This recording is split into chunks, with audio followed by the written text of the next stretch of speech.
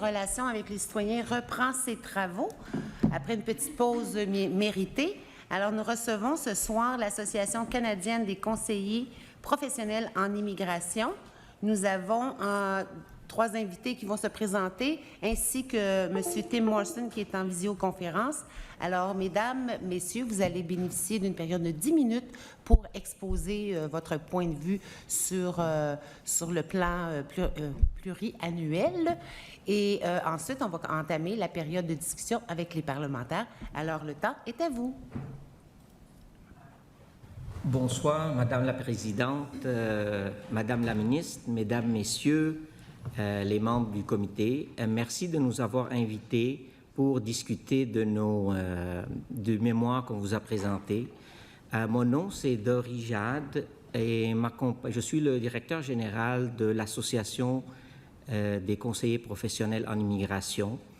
M'accompagne ce soir la présidente, Madame Cathy Pellerin, qui est aussi consultante en immigration, Madame Sylvie Gonin, qui aussi est consultante en immigration et ancienne membre du conseil d'administration, et Monsieur Timothy Morrison, en ligne, qui est membre de l'ACPI et membre du comité de lobbying.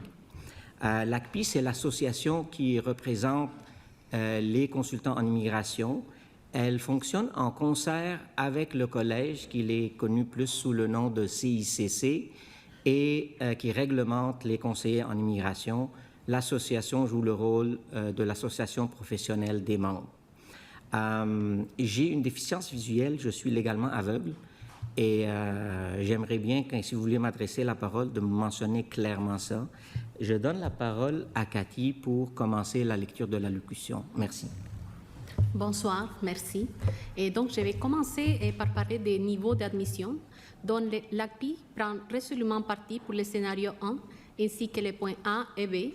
Le texte justificatif du cahier de consultation reprend les arguments que nous avions soulevés en 2016 et 2019 pour appuyer une hausse des niveaux. Notre seule réserve concerne les tableaux des admissions projetés pour les gens d'affaires. Tout comme les personnes qui déposent une demande de résidence permanente à la suite de l'obtention du CSQ du PEC, volet diplômé du Québec, les gens d'affaires devraient être admis en continu. En effet, les types d'admission sont vraiment basses concernant les gens d'affaires. Si des gens intéressés répondent aux exigences rehaussées de ces programmes, selon quelle logique devons-nous limiter le nombre de gens d'affaires aux 450 pour les années 2025, 26 et 27? Avons-nous trop de gens d'affaires au Québec? Et je vais continuer avec les rehaussements de la part d'immigration francophone.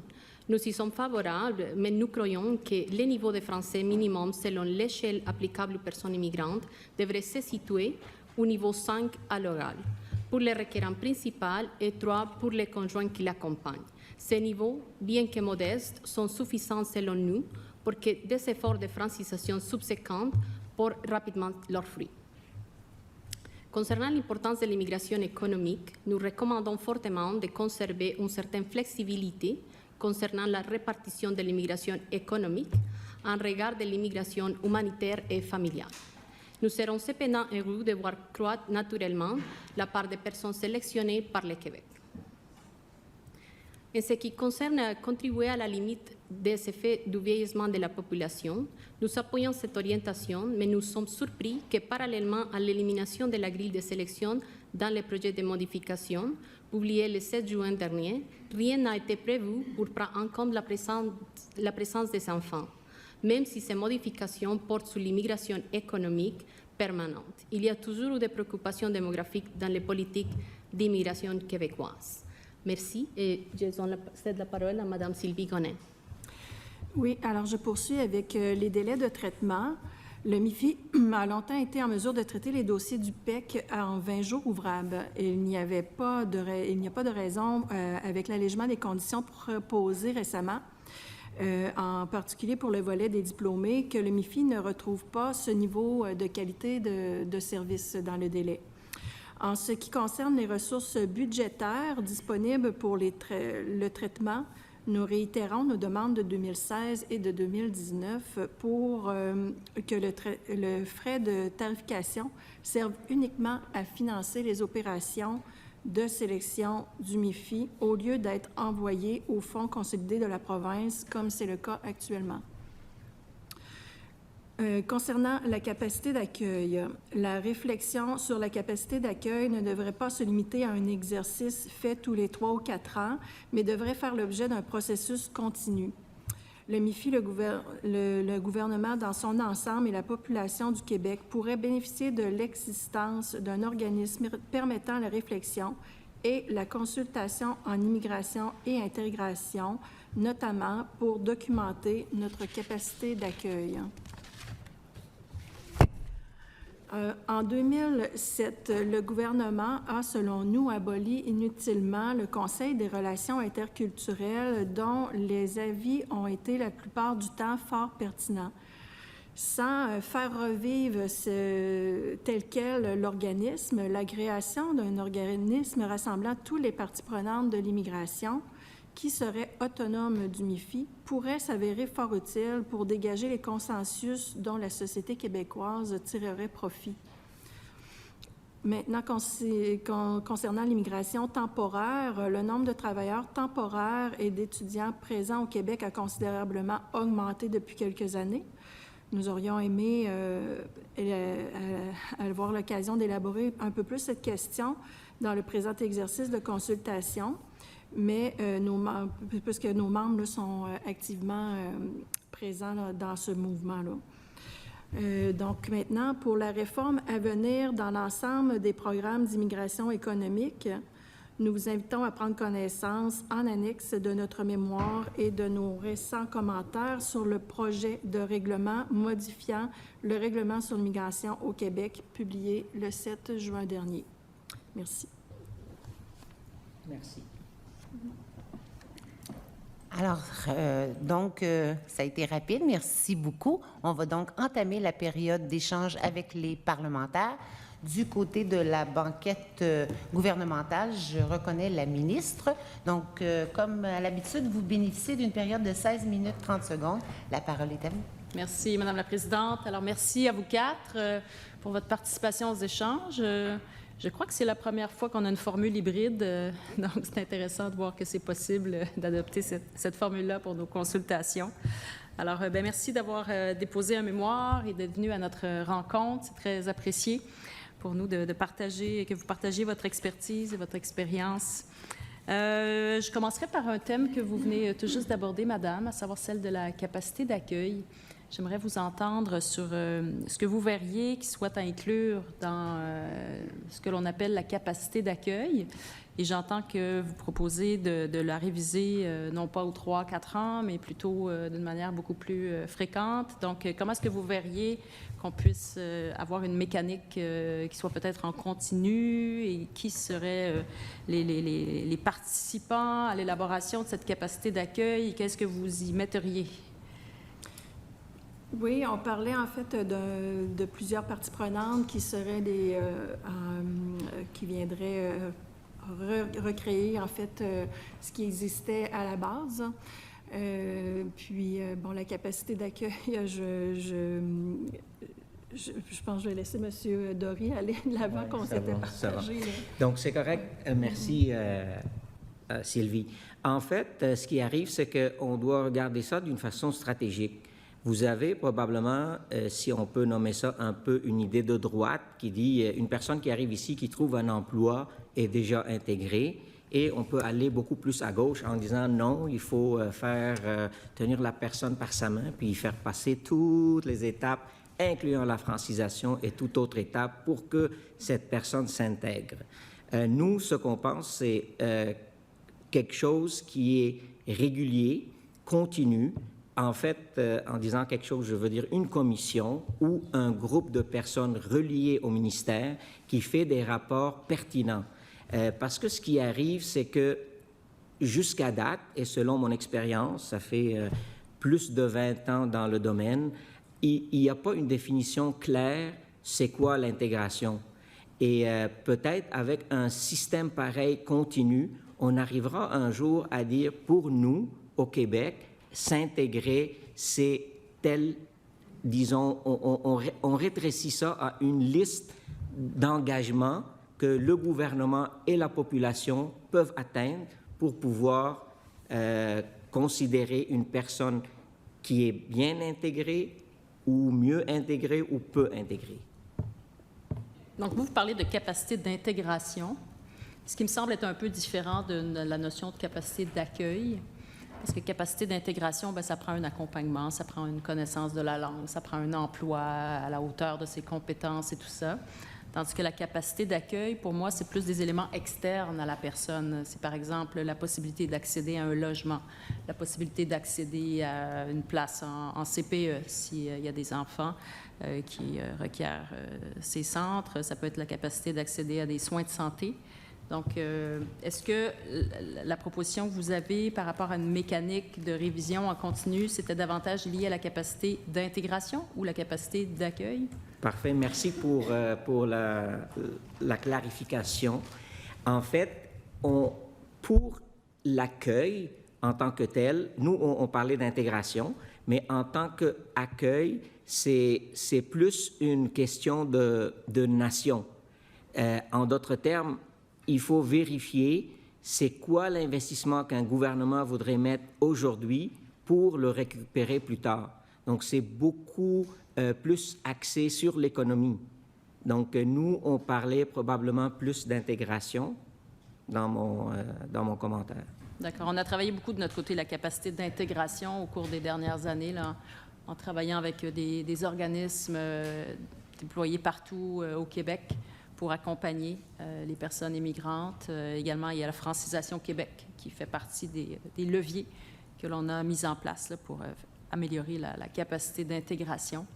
Et également, il y a nos bureaux régionaux qui sont déployés dans 73, avec 73 antennes, 9 directions régionales. Donc, tout ça, ça fait partie de la capacité d'intégration qu'on a travaillé beaucoup ces dernières années, puis qu'on va continuer à faire évoluer également. Mais la notion de capacité d'accueil est quand même assez centrale aussi à la réflexion actuelle, considérant les limitations, particulièrement en matière de logement. Donc, merci. Je vous amènerai maintenant sur le niveau de français. Vous mentionnez à la page 3 que le niveau de français exigé là, des personnes immigrantes devrait être le niveau 5. Donc, j'entends que ce devrait être, selon votre point de vue, niveau 5 pour tous, peu importe le statut et le type d'emploi exercé par les personnes qui travaillent. Donc, est-ce que vous ne craignez pas que ça soit limitant un peu pour les personnes, pour certains types de professions à haute qualification, que le fait qu'ils soient de niveau intermédiaire, mais au tout début là, de la catégorie intermédiaire en termes de connaissance du français? On sait que la communication au sein des entreprises, c'est assez central. Donc, la maîtrise du français, c'est un élément vraiment de grande importance, particulièrement pour les personnes qui ont des hautes qualifications. Donc, j'aimerais vous entendre sur cette proposition que vous avez. Oui. Quelqu'un voudrait Ben, oui, je peux prendre. En fait, moi, je suis beaucoup plus terrain, là, ce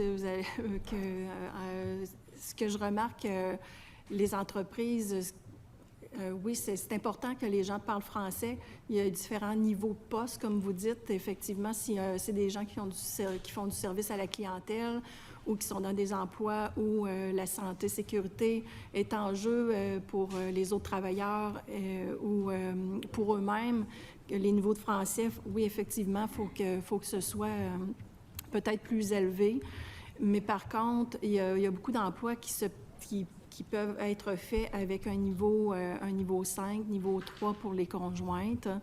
On a quand même, depuis plusieurs années, eu des gens qui sont entrés ici au Québec et puis qui ont évolué de cette façon-là. Donc, c'était un peu ce qu'on remarque sur le terrain. Puis, je mentionnerais concernant les bureaux que vous avez mis en place et tout ça, je ressens de la part des employeurs et des travailleurs vraiment une grande appréciation de ça. Je me le fais dire régulièrement, là, les efforts que vous avez faits au niveau de la francisation, ça se remarque sur le terrain. Puis, c'est ça, c'est un service qui est apprécié. En fait, il y a peut-être eu des petites lacunes, là, dernièrement, avec le niveau que vous avez rajouté pour centraliser. Mais j'imagine que c'est un ajustement, puis que ça va se revenir à ce que c'était récemment, là. Bien, merci. C'est une capacité d'intégration là, que l'on a rebâtie parce que, bon, sous le gouvernement antérieur, là, l'ensemble des bureaux en région avaient été fermés. On s'est aussi affairé à rétablir les équipes qu'il y avait à l'international. La plupart d'entre elles avaient été là aussi abolies. Donc, on s'est assuré de reformer les équipes à l'international et de les déployer même à plus large échelle pour faire en sorte qu'on ait un continuum qui parte du pays de provenance ou de la région de provenance. Des fois, ça couvre un ensemble de pays jusqu'à la région dans laquelle ils vont s'établir au Québec pour être certain que tout fait l'objet d'un suivi là, à chaque étape. Et on s'assurera de passer les bons mots que vous avez par rapport au bureau en région à nos équipes. Ils vont être contents de l'entendre. Je vous amène à la page 7 de votre mémoire. Vous affirmez que le gouvernement pourrait bénéficier de l'existence d'un organisme permanent de réflexion et de consultation qui serait semblable à l'ancien Conseil des relations interculturelles. Donc, j'aimerais ça que vous me parliez des raisons là, qui justifieraient, de votre point de vue, la création d'un tel organisme et comment verriez-vous que tel organisme fonctionne? OK. Je vais prendre cette question, Madame la ministre. L'organisme que nous envisageons, c'est une entité qui aurait des personnes qui viennent de l'académie, des personnes des recherches, ainsi que des personnes sur le terrain. Il y avait auparavant un organisme qui a été aboli, comme on le mentionne, et nous pensons que une telle entité reliée au gouvernement pourrait donner des recommandations pour pouvoir donner des commentaires ou des recommandations axées sur le futur de l'immigration au Québec. Donc, ce qui arrive, c'est que pour être peut-être un peu plus critique, nous avons toujours fait une immigration dans un sens à court ou moyen terme. Et pour pouvoir regarder où est-ce qu'on va être dans 50 ans, il serait très important d'avoir quelque chose comme un organisme comme on l'avait proposé. Parce que ça va donner, avec le temps et l'évolution, comment l'immigration pourrait aider le Québec pour le futur. D'organismes aviseurs qui tiendraient compte de la réalité des différentes régions. Désolé, mon iPad a pensé que vous lui avez parlé. Pouvez-vous répéter parce que je me fie à Louis. Des fois, c'est les montres qui répondent, des fois, c'est l'iPad. Alors, vous diriez que ce serait comme un comité aviseur qui tiendrait compte de l'évolution, des dynamiques au sein des différentes régions, qui serait fondé sur les parties prenantes des différentes régions du Québec? Absolument. Absolument. En fait, la régionalisation est critique pour le succès. Et on sait ça depuis longtemps, puis j'ai déjà été devant cette commission à plusieurs reprises, puis j'ai mentionné ceci. Le but d'un tel organisme, c'est de récupérer toute l'information et de vérifier avec... je comprends que vous mettez le français comme cible principale, ce qui n'est pas faux en commençant.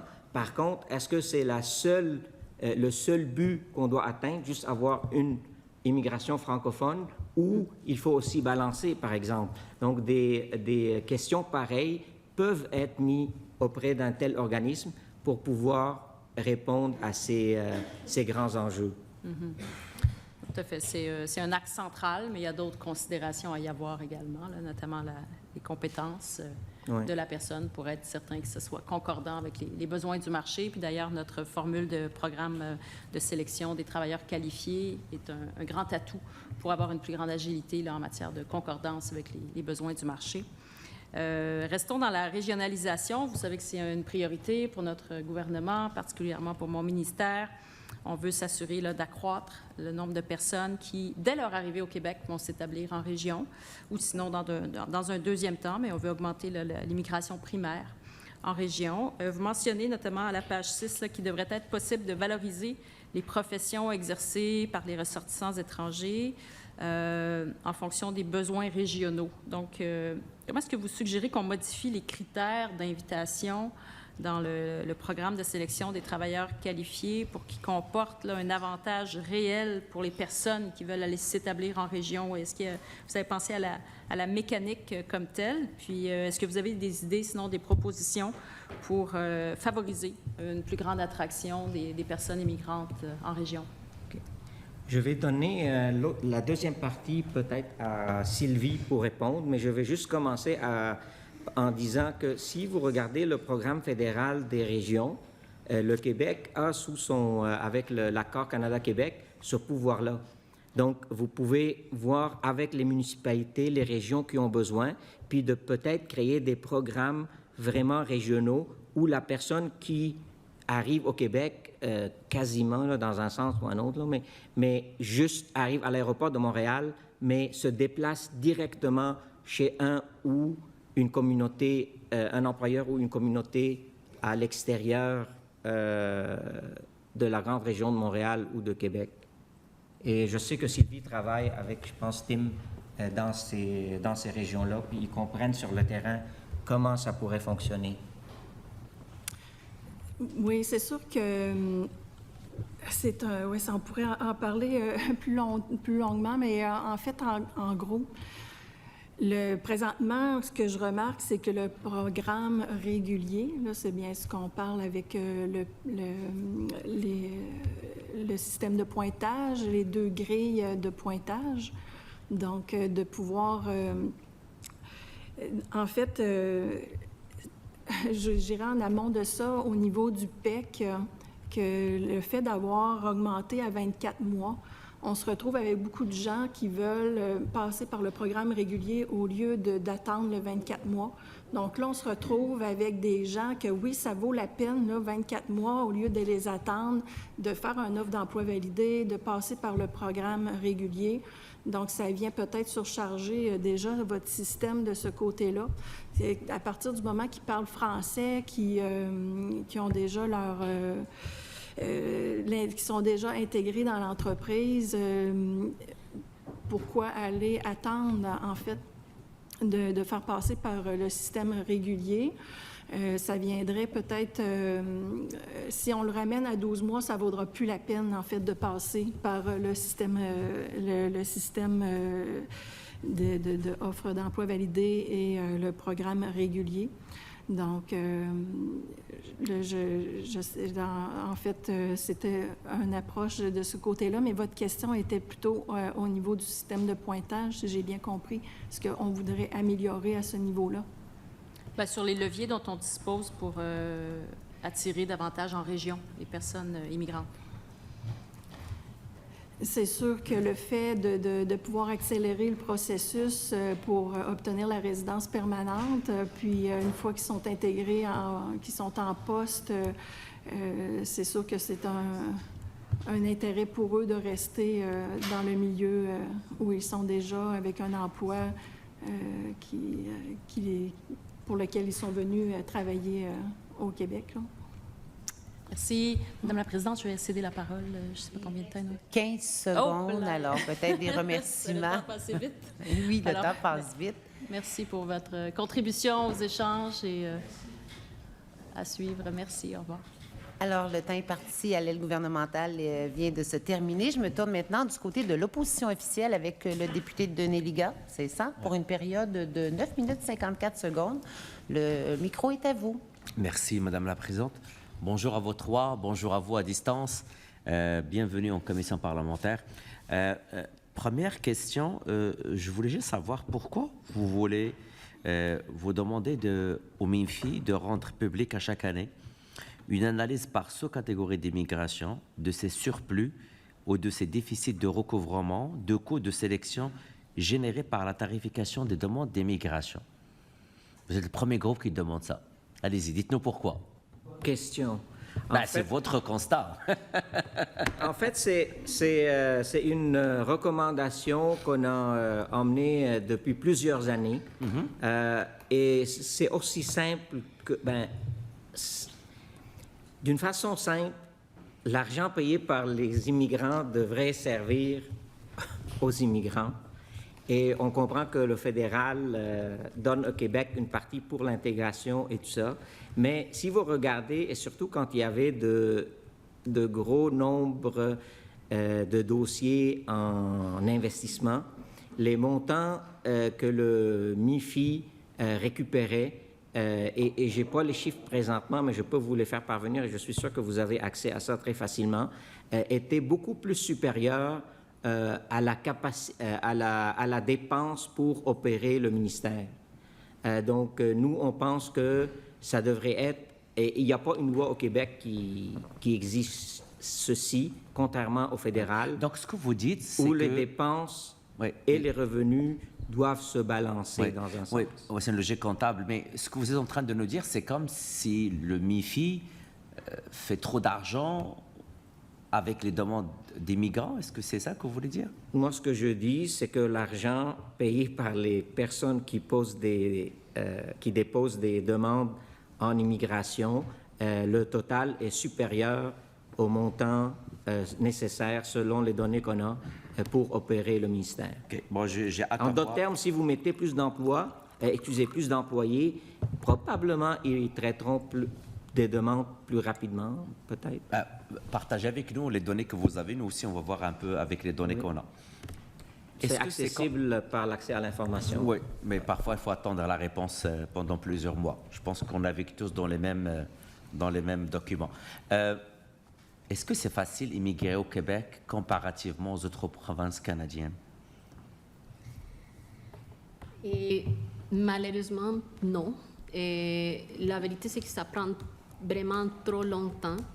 Et quand on parle aussi de francisation et de l'exigence des niveaux de français, il faut considérer aussi qu'au niveau fédéral et dans d'autres provinces, il existe des priorités francophones. Donc, la compétition est forte et on perd beaucoup d'immigrants qui vont vers n'importe quelle autre province parce que les délais de traitement sont vraiment très longs. Parfois même le niveau d'exigence du français, parce que j'aimerais bien vous entendre sur le PMI, comparativement à un immigrant qui aimerait venir au Québec directement et qui ne parle pas un bon français, et son niveau n'est pas élevé, il peut utiliser d'autres voies et atterrir au Québec. Est-ce que vous partagez ça? Est-ce que vous pouvez répéter la Le question? PMI, c'est un programme canadien en termes d'exigence du français. Peut-être, Tim, est-ce que tu aimerais répondre à cette question? Oui, est-ce qu'on peut juste répéter la question? Je comprends qu'on parle du programme de la mobilité internationale. Oui, oui, absolument. Juste une question pour le bénéfice des membres de la commission.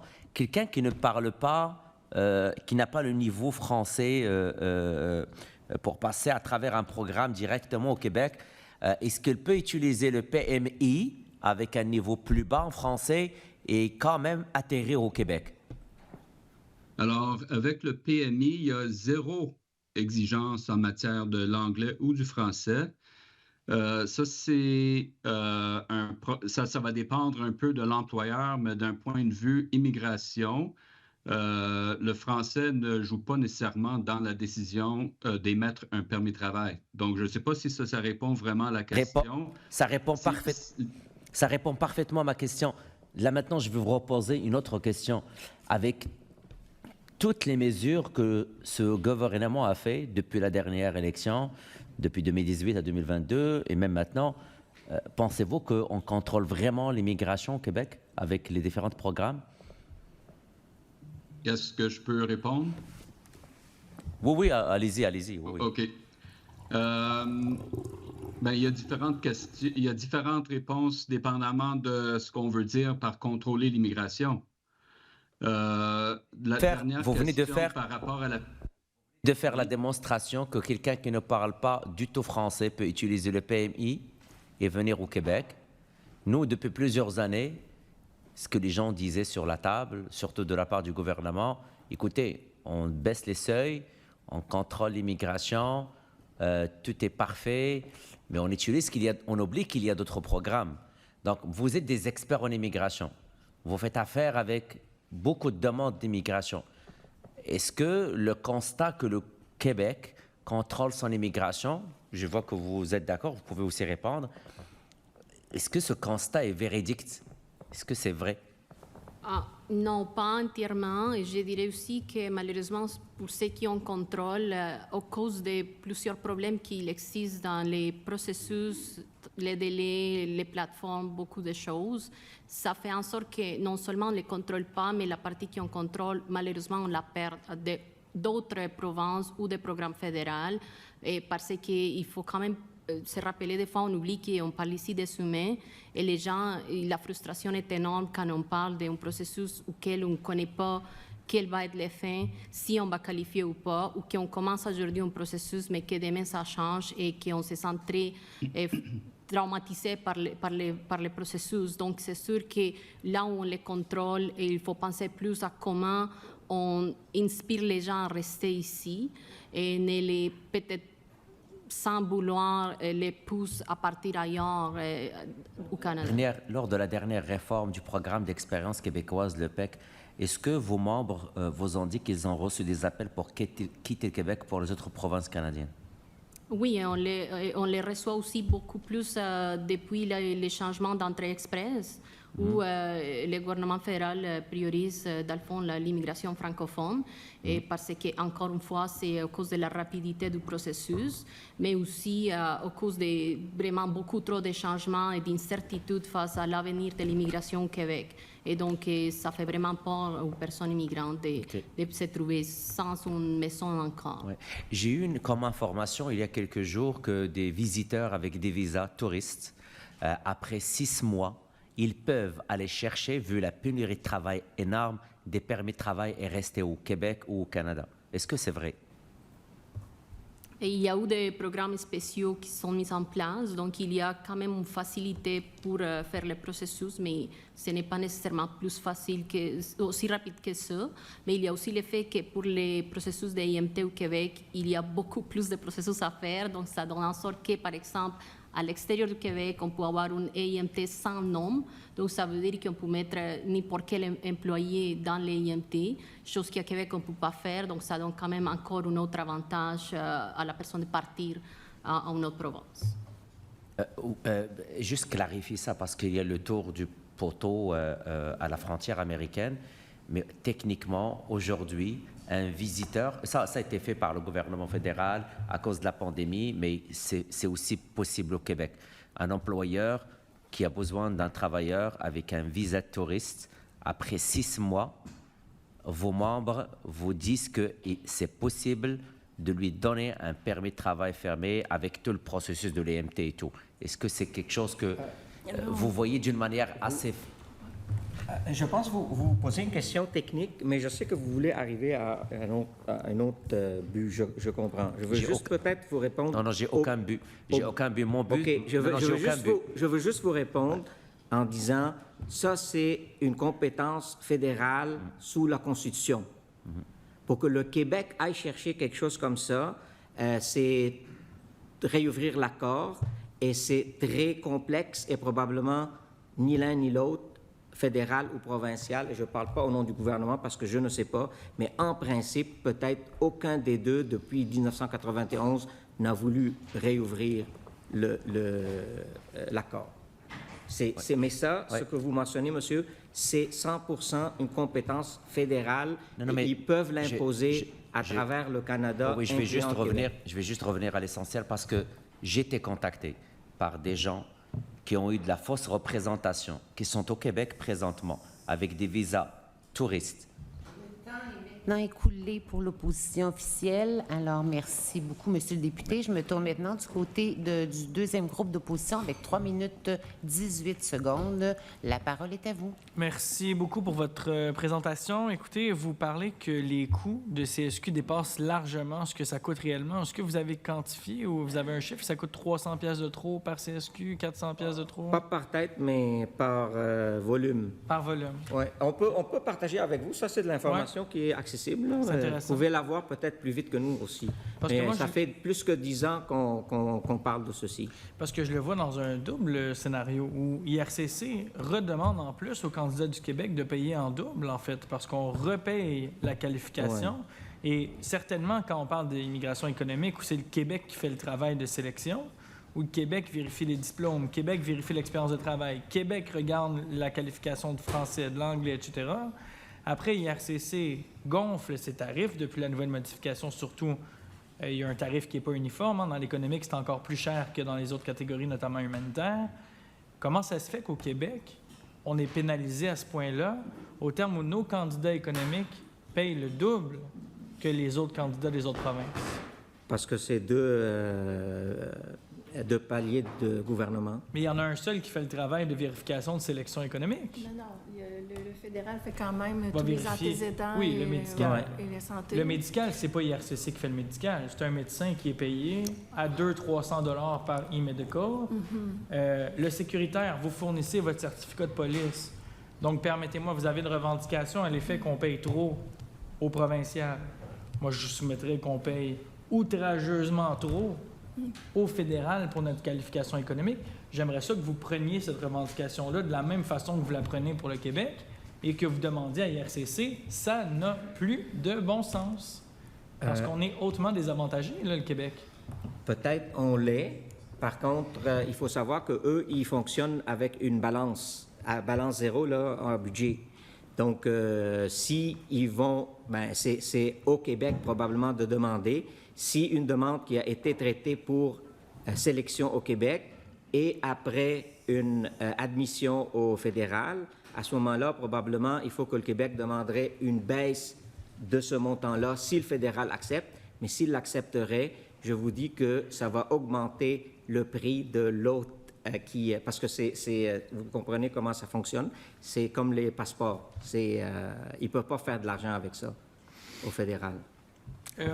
Vous parlez d'admettre en continu les gens d'affaires. Donc, vous parlez en plus de réouvrir le programme tel que présenté par la ministre? OK. Juste à nuancer, on parle d'entrepreneurs. Entrepreneurs seulement? Mais c'est sûr qu'on parle aussi des investisseurs. Parce qu'il Il faut vraiment alléger pour avoir plus d'investisseurs, pour avoir plus d'argent dans le système, pour que Investissement Québec ait plus de sous dans les fonds. Ça, c'est sûr. Mais aussi, ce qu'on mentionne plus, c'est l'entrepreneuriat. Le gouvernement met ça où vous proposez 450. On se pose la question, y a-t-il tellement de gens d'affaires au Québec? Je dois vous arrêter. Ah, désolé. Le temps est parti au Merci. deuxième groupe d'opposition. Avant de céder la parole à notre députée de Mme Matapédia, vous avez mentionné que vous auriez peut-être des documents à rendre disponibles. Alors, je vais vous inviter à les envoyer au secrétariat de la commission. Avec Merci. plaisir. Monsieur le député de Mme Matapédia, 3 minutes 18 secondes. Le temps commence. Merci. Bienvenue à l'Assemblée nationale. En page 9, parler de l'immigration temporaire. Je cite. Comme le mentionne le texte du cahier de consultation, l'immigration temporaire a pris une ampleur accrue depuis quelques années. Le nombre de travailleurs temporaires et d'étudiants présents au Québec a considérablement augmenté. Nous aurions aimé avoir l'occasion d'aborder cette question en profondeur à l'occasion du présent exercice de consultation.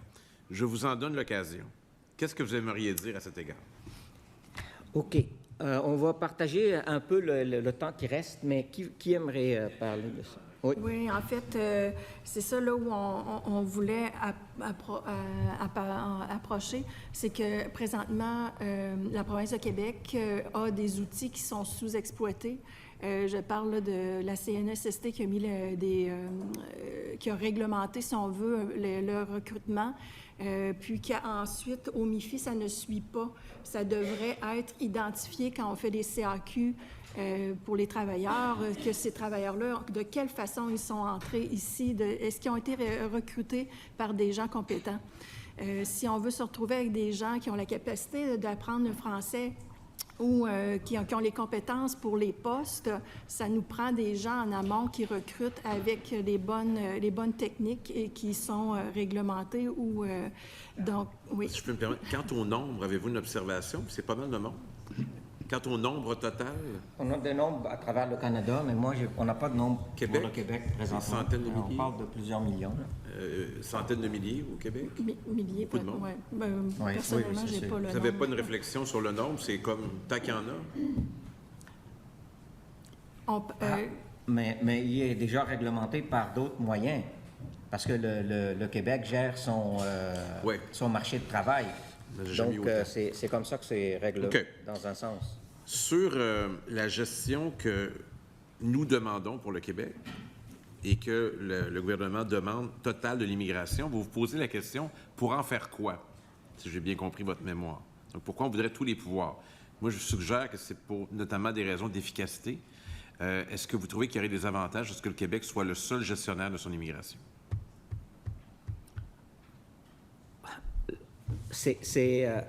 OK, peut-être ça va être dur de l'admettre, mais c'est presque impossible. Parce que la Constitution est claire et le fédéral ne cédera jamais tous ses pouvoirs de cette façon. Est-ce que ça serait souhaitable que le Québec puisse gérer l'ensemble de son immigration? Peut-être dans le domaine du temporaire, il faudrait peut-être négocier pour améliorer la main-d'œuvre de qualité à l'intérieur de la province avant que les personnes deviennent sélectionnées et après admis comme résidents permanents. Le fait d'avoir 2 ministères, de mettre fin au dédoublement, est-ce que vous y voyez les avantages? Au Québec et au fédéral, Oui. c'est la pratique partout au Canada. Oui, mais elle est perfectible? Au lieu d'avoir 2 ministères, si on n'en avait qu'un seul? Non, c'est mieux de cette façon, à mon avis personnel, et je laisse ça, mais moi, je pense que oui. Merci beaucoup. Merci à vous. Alors, c'est tout le temps que nous avions. Merci pour cette présentation et les réponses que vous avez fournies aux parlementaires. Alors, je vais suspendre la commission quelques instants, le temps de recevoir le prochain groupe. Bonne fin de soirée, mesdames, messieurs.